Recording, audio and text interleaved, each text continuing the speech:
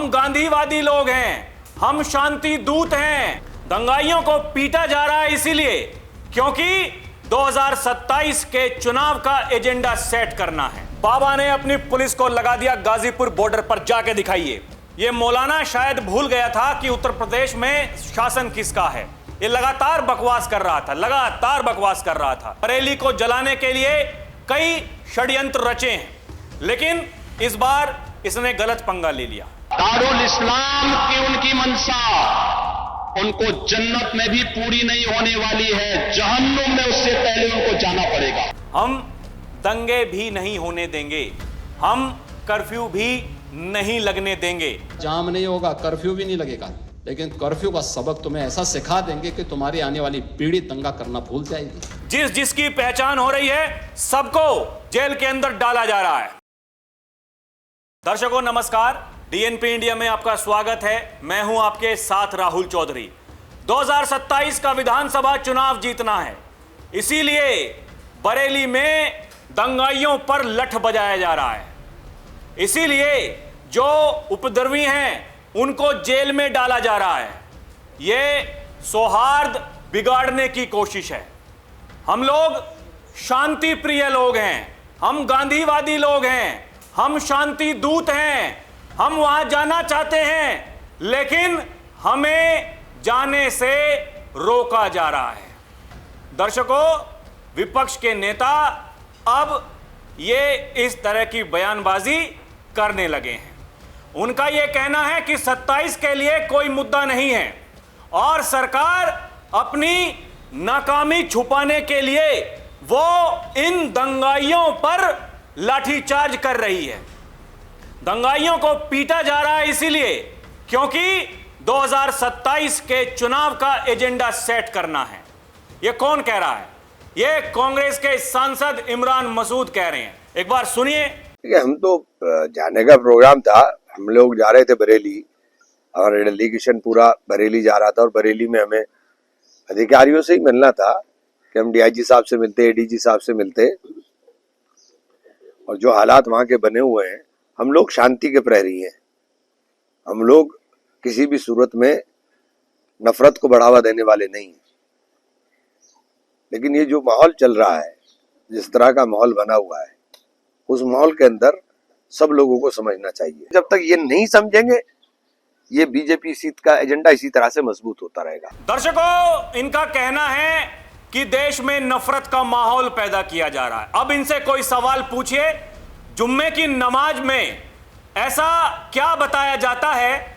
वो 10, 12, 14 साल के बच्चे हाथ में पत्थर लेकर के उन्हीं पुलिस वालों पर पथराव करते हैं। ऐसा क्या हो जाता है? और अभी तो ये मौलाना तोकीर रजा पुलिस की गिरफ्त में आया है। अभी पूछताछ चल रही है। इसके जो सहयोगी हैं, इसके जो करीबी हैं, वो बता रहे हैं वो भीड़ जो इकट्ठा की गई, बिहार से, बंगाल से लोगों को बुलाया गया। अब बताइए दर्शकों, ये लोग ये कह रहे हैं हम शांति दूत हैं, गांधीवादी हैं, हमें बरेली नहीं जाने दिया गया। पुलिस ने नजरबंद कर दिया इनको समस्या इसी बात की है।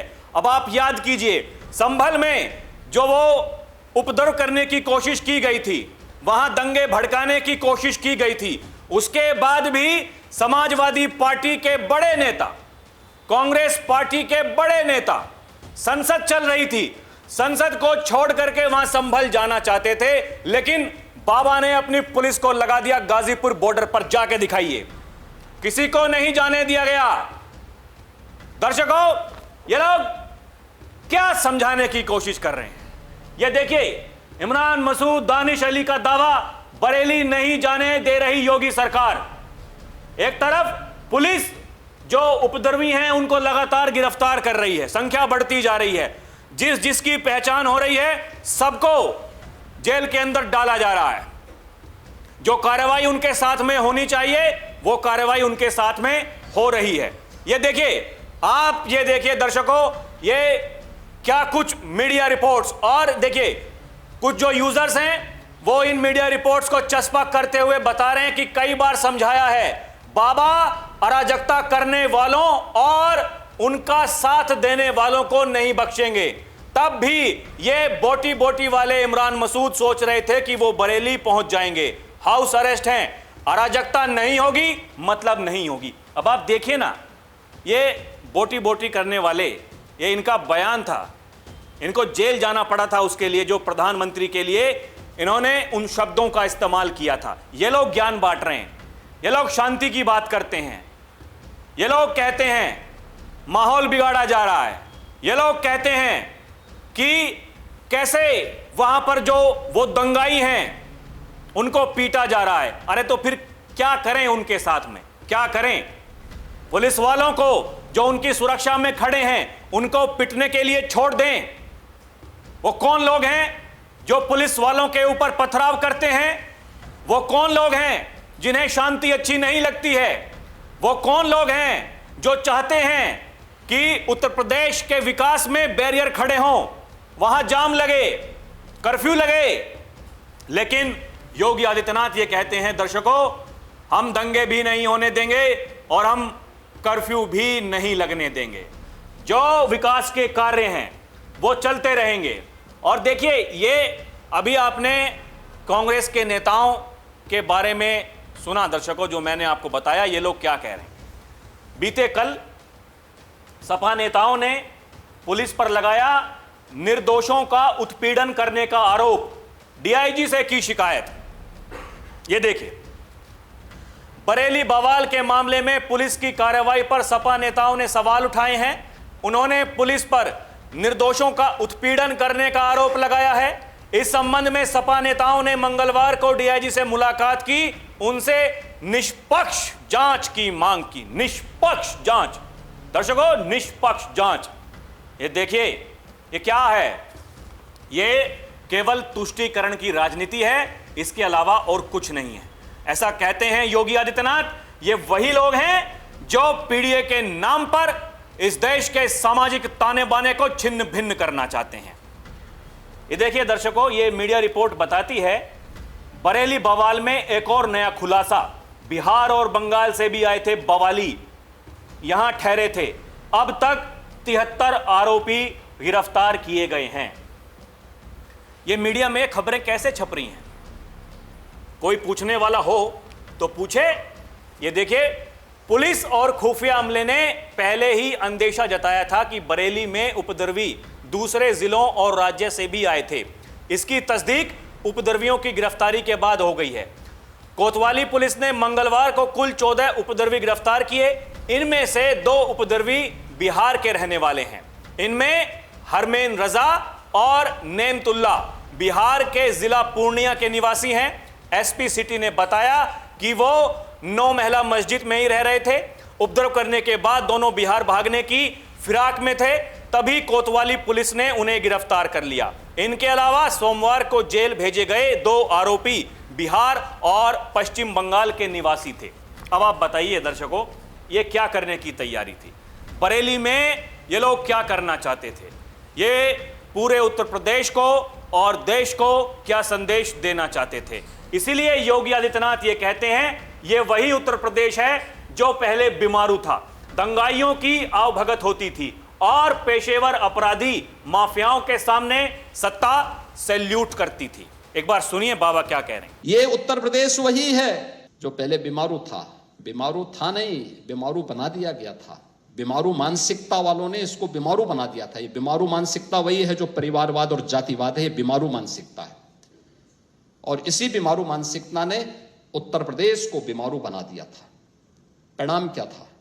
दंगे होते थे, दंगाइयों को मुख्यमंत्री आवास में बुला के सम्मानित किया जाता था, दंगाइयों की आवभगत होती थी और पेशेवर अपराधी और माफियाओं के सामने सत्ता सैल्यूट करती थी और सत्ताधारी लोग उनके कुत्तों के साथ हाथ मिलाया करते थे। दर्शकों, योगी जो 2017 से पहले बीमारू राज्य की बात करते हैं, बीमारू इसलिए नहीं क्योंकि यहां के लोग बीमारू थे, क्योंकि यहां जो लोग शासन कर रहे थे उनकी मानसिकता बीमारू थी। वो कहते हैं ऐसा ही है उत्तर प्रदेश, यहां के लोगों के पास में सब कुछ है, लेकिन वो जो बुद्धि में जो भ्रम पैदा किया जाता है, वो मानसिकता उन लोगों की जो है, मैं खाऊं, मैं पीऊं, मैं रहूं, बाकी सब भूखों मरे वाली। योगी आदित्यनाथ यही कहते हैं दर्शकों, और वो ये भी कहते हैं, ए बरेली में मौलाना भूल गया था कि शासन किसका है। ऐसा सबक सिखाएंगे, आने वाली पीढ़ी दंगा करना भूल जाएगी।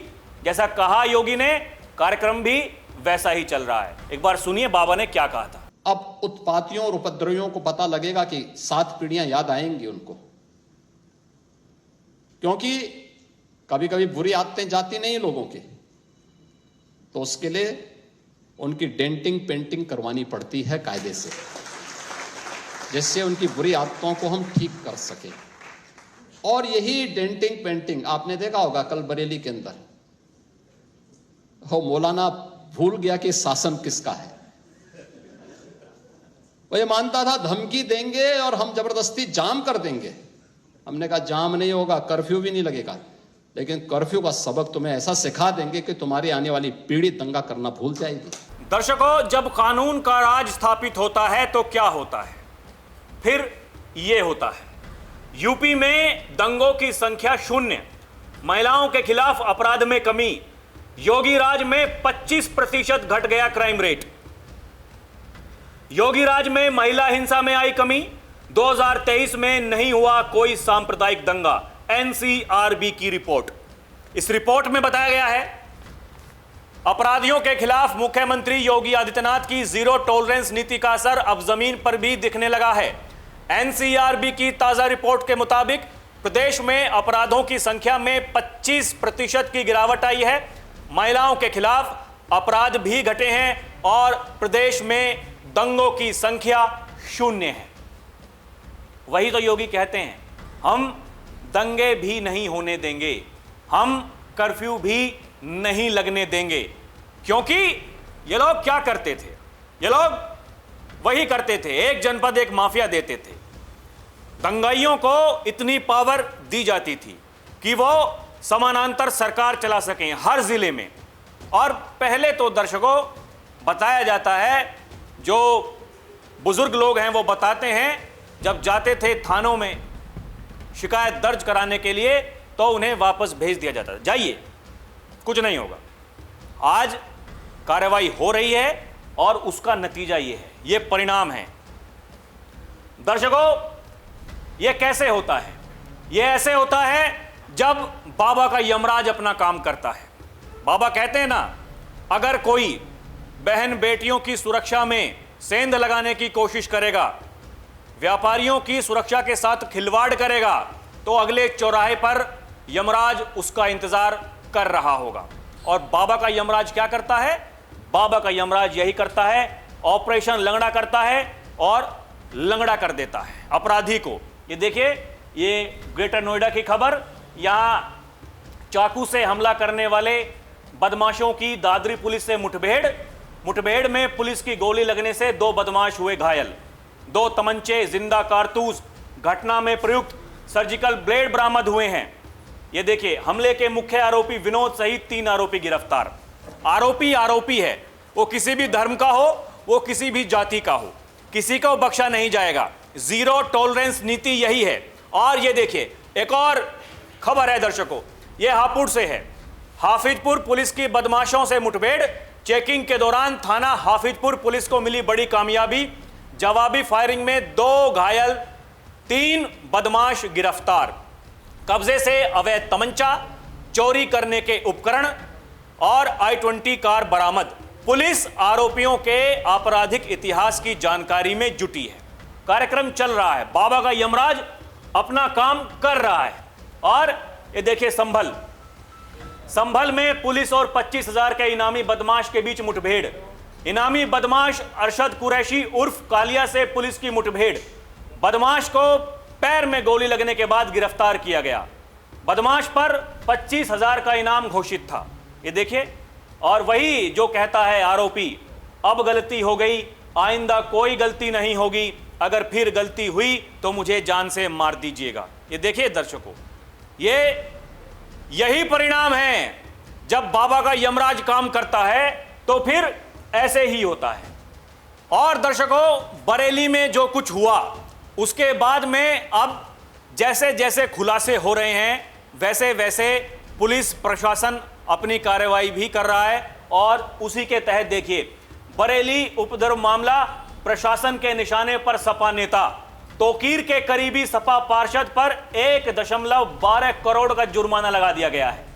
सपा पार्षद उमान रजा खान चला रहा था अवैध चार्जिंग स्टेशन। मौलाना तोकीर का रिश्तेदार भी है सपा पार्षद। सपा पार्षद उमान ने नाले की जमीन पर बना रखा था गोदाम। ये देखिए ना, इनकी करतूत देखिए, ये नाले की जमीन पर गोदाम बनाते हैं लोग, फिर उल्टे सीधे काम भी करते हैं ये लोग, दंगे भी भड़काते हैं, और जब बुलडोजर चलता है तो फिर ये रोते हैं, फिर ये कहते हैं अरे ये क्या हो गया भाई साहब, ये तो निर्दोष लोग हैं जिनका उत्पीड़न कर रही है सरकार। बाबा का बुलडोजर वहां नहीं पहुंचना चाहिए था। ये देखिए ना, सपा पार्षद और परिवार पर दर्ज कराए बिजली चोरी के मुकदमे। ये बिजली चोरी भी करते हैं। बीडीए ने चार्जिंग स्टेशन ध्वस्त किया, कई ई रिक्शा जब्त। उपद्रव मामले में बुलडोजर एक्शन से हर तरफ हड़कंप मच गया है। कई कटिया डालकर इस्तेमाल की जा रही थी चोरी की बिजली। सपा पार्षद उमान के घरों में जलाई जा रही थी चोरी की बिजली। बिजली चोरी मिलने के बाद कई और मामले भी दर्ज कराए गए। सपा पार्षद के पिता नदीम पर भी बिजली निगम ने केस दर्ज किया है। तोकीर के करीबी मोहसिन रजा, वसीम, हसीन, यासीन पर भी केस। ये सब जितने भी हैं ये सब वही हैं, उल्टे काम करेंगे और फिर जब पुलिस कार्रवाई करती है उनसे बहस भी करते हैं लोग। बाबा के यमराज से बहस करोगे तो फिर क्या होगा, बाबा का यमराज उठा करके ले जाएगा। वही हुआ बरेली में भी, ये लोग उल्टे काम करते हैं फिर बहस करते हैं। और समस्या इस बात की है दर्शकों, इनके बचाव में यहां कुछ बुद्धिजीवी, कुछ राजनेता वो खड़े हो जाते हैं। क्यों खड़े होते हैं, अब ये देखिए, ये कांग्रेस के नेता हैं सुरेंद्र राजपूत।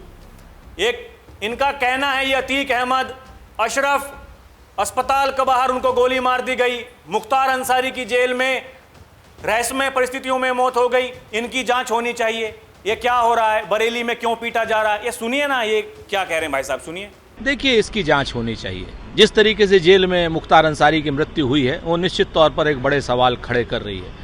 अपराधियों की सजा कानून देता है, लेकिन भारतीय जनता पार्टी की सरकार जब से आई है तब से जेल में मुन्ना बजरंगी को गोली मार दी गई, अतीक अहमद को अस्पताल के बाहर अशरफ को गोली मार दी गई, मुख्तार अंसारी रहस्यमय परिस्थितियों में मर गए, बांदा के जेल के अंदर शूट आउट हुए हैं जहां पर 2-2, 3-3 अपराधी मारे गए हैं। तो ये जंगल राज नहीं तो और क्या है। कानून का काम जो है अदालतें करती हैं, कानून का काम, सजा देने का काम पुलिस नहीं करती है। दर्शकों, सब कुछ ठीक है, इस उत्तर प्रदेश को बाबा विकसित बनाने की बात कर रहे हैं, गांव देहात के लोगों से बात कर रहे हैं, लेकिन जिन्हें विकास अच्छा नहीं लगता, जिन्हें शांति अच्छी नहीं लगती, फिर उनके खिलाफ क्या किया जाए। बाबा कहते हैं अगर बेटी की सुरक्षा पर हाथ डालने का प्रयास किया, व्यापारी के प्रतिष्ठान में आग लगाने का प्रयास किया, उत्सव में अराजकता पैदा करने का प्रयास किया, तो यह रास्ता सीधे नरक में जाने का होगा। सुनिए क्या कह रहे हैं बाबा।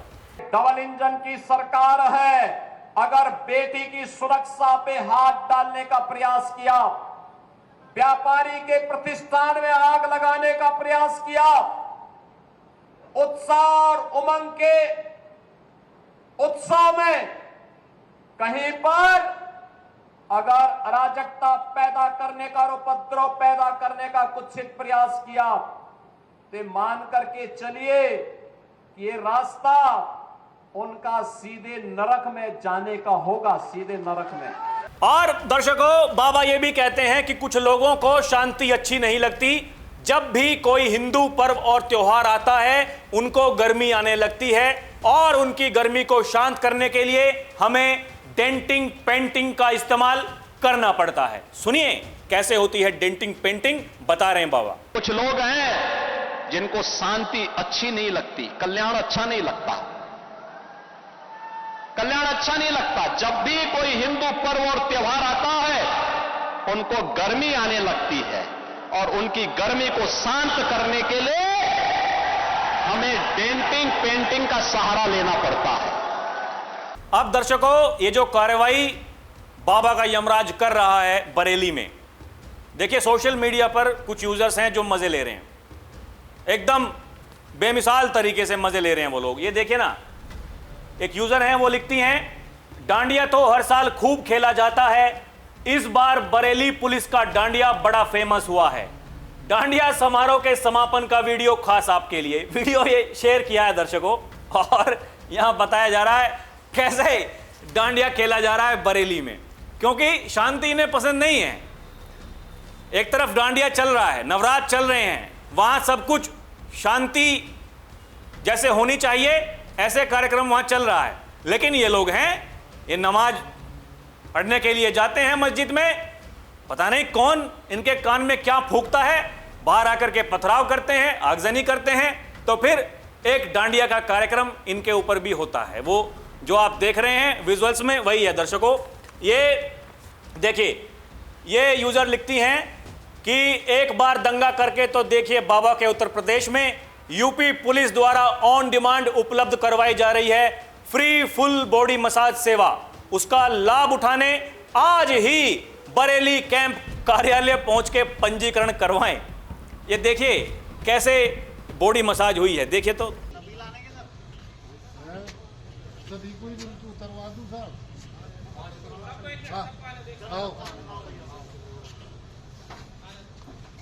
अरे वो आगे बहुत बढ़ आदि वहां पहुंचो, ध्यान रखो इनकी नजरों में।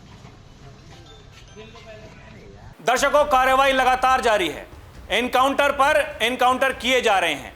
ये देखिए, ये एक और, ये योगी जी की यूपी पुलिस है। एक यूजर ये जानकारी दे रहे हैं, बता रहे हैं अपराधी बरेली के हों या बाहरी, पुलिस छोड़ेगी नहीं। बरेली पुलिस ने बरेली हिंसा में शामिल हुए 2 बाहरी अपराधियों का एनकाउंटर किया।